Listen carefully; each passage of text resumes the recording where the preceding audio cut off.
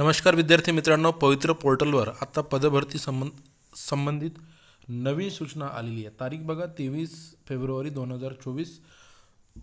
या सूचनेमध्ये काय सांगितलेलं आहे बघा, त्या ठिकाणी पवित्र पोर्टल मार्फत करण्यात येत असलेल्या शिक्षक पदभरतीसाठी आवश्यक त्या परीक्षणाचे काम प्रगतीपथावर सुरू आहे।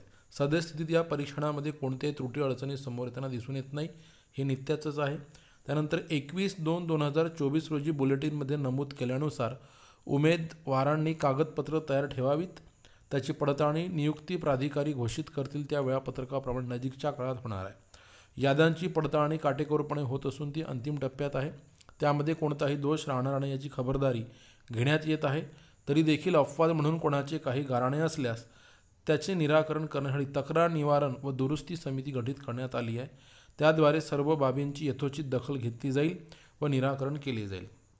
सन 2019 च्या भरतीच्या वेळी प्राधान्यक्रम लॉक करण्यास 30 जून 2019 मुदत होती व अंतिम 9/8/2019 रोजी प्रत्यक्ष शिफारस याद्या प्रसिद्ध करण्यात आल्या होत्या, म्हणजे 40 दिवसांचा कालावधी लागला होता। त्या तुलनेने तिप्पट अर्ज आहे, तरीही प्रक्रिया शक्य तितके लवकर पूर्ण करण्याचा प्रयत्न करण्यात येत आहे व लवकरच या याद्या प्रसिद्ध होतील। त्यामुळे अवाजवी उत्कंठा दर्शवू नये असं म्हणायचं आहे। म्हणजे याद्या कधी लागतील, मला झोप येत नाही आहे, मग असं झालं तसं झालं, या गोष्टी जास्तीच्या करू नये असं त्यांचं म्हणणं।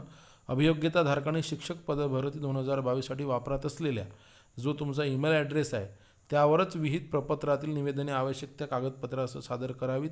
निवेदनासंबंधीचे नमुना प्रपत्र लवकरच पोर्टलवर उपलब्ध करून देण्यात येईल। सदर ईमेल व्यतिरिक्त अन्य कोणत्याही माध्यमातून पाठविल्या गेलेल्या तसेच विहित नमुन्यात नसलेल्या तक्रारीची दखल घेतली जाणार नाही याची नोंद घ्यावी।